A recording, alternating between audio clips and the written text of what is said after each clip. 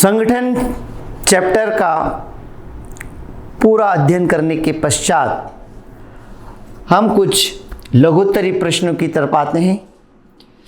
संगठन से क्या आशय है? संगठन किसे कहते हैं? लोगों का एक ऐसा समूह जो मिलजुल कर निर्धारित उद्देश्यों की पूर्ति के लिए काम करता है। ऐसे ग्रुप को, समूह को संगठन कहते हैं। संगठन प्रबंध का मुख्य कार्य है। संगठन जितना मजबूत होता है, जितना स्वस्थ होता है, उतना ही हमारी जो संस्थान है वो प्रगति करती है। संगठन के अंतर्गत सभी कार्यों का उचित रूप से विभाजन होता है और कार्य का सफलतापूर्वक संचालन किया जा सकता है। इस प्रकार इस ग्रुप को संगठन कहते हैं। लोगों का एक ऐसा समूह जो मिलजुल कर निर्धारित उद्देश्य की पूर्ति के लिए काम करता है, या निचले स्तर से लेकर उच्च स्तर के सभी कर्मचारियों को इसमें शामिल किया जाता है। संगठन संरचना से क्या आशय है?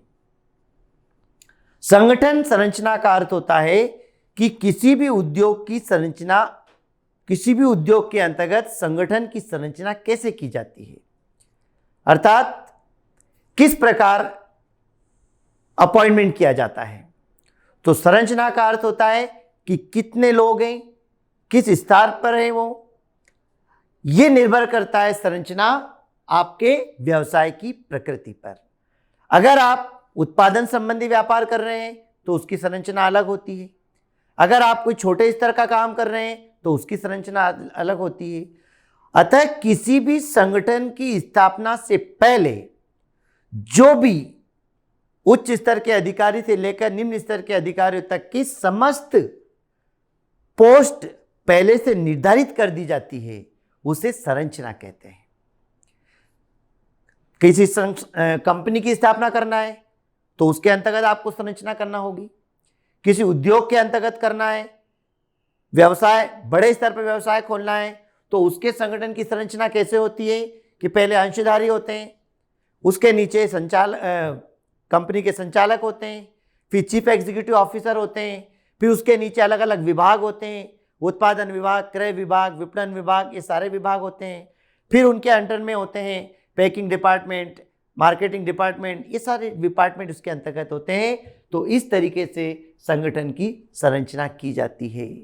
तो संगठन की संरचना का आशय किसी भी संस्थान की स्थापना करने से पहले निर्धारित किए गए पोस्ट से होता है, और यह निर्भर करता है कि आप किस प्रकार के संगठन या किस प्रकार के व्यापार या किस प्रकार की इकाई की स्थापना कर रहे हैं।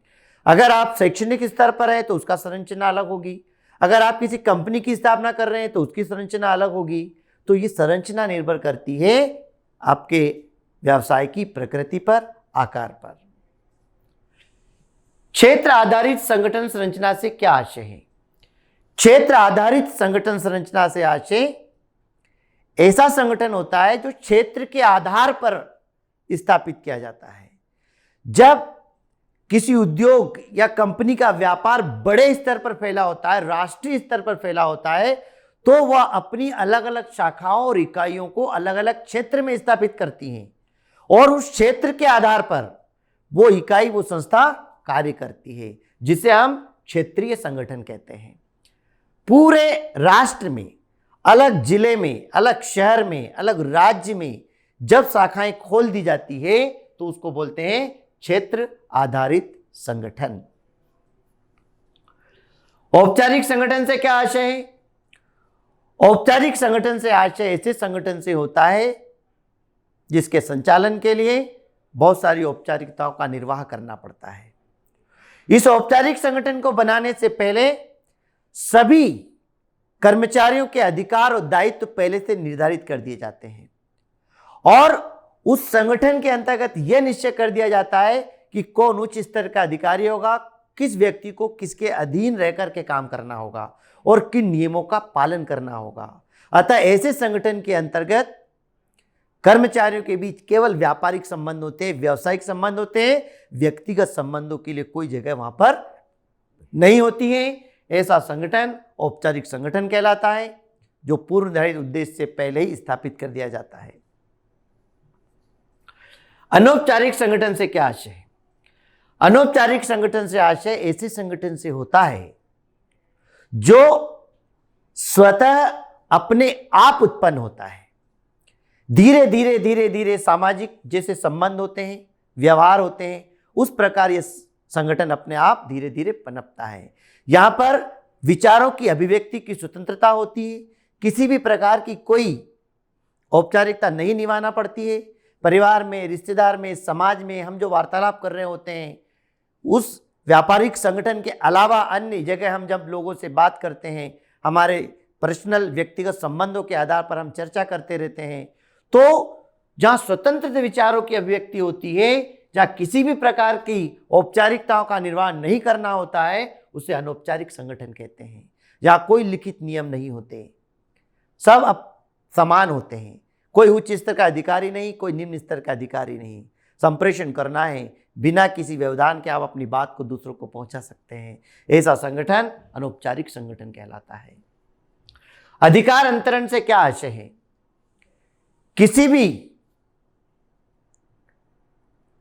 बड़े स्तर की संस्थान में उच्च स्तर के अधिकारी द्वारा अपने निम्न स्तर के अधिकारियों को कुछ काम, कुछ कार्यभार, अधिकार एवं उत्तरदायित्व के साथ सौंपा जाता है। कुछ समय के लिए उसे अधिकार अंतरण कहते हैं, भारार्पण कहते हैं। अपना भार निचले स्तर के कर्मचारियों को अर्पण कर दिया जाता है, सौंप दिया जाता है, उसे भारार्पण कहा जाता है। विकेंद्रीकरण का कार्य एवं परिभाषा दीजिए। विकेंद्रीकरण भारार्पण का एक विकसित रूप है। भारार्पण में भी अधिकार और दायित्व सौंपे जाते हैं, विकेंद्रीकरण में भी अधिकार दायित्व सौंपे जाते हैं। विकेंद्रीकरण के अंतर्गत जो अधिकार और दायित्व सौंपे जाते हैं वो पूरे संगठन के अंतर्गत होते हैं, और जो अधिकार दिए जाते हैं, दायित्व दिए जाते हैं, वो बड़े स्तर पर होते हैं, स्थायी तौर पर होते हैं, जिससे संस्था के अंतर्गत काम बढ़ जाता है, निर्णय लेने में समय कम लगता है, और उच्च स्तर के अधिकारियों का कार्यभार भी कम हो जाता है।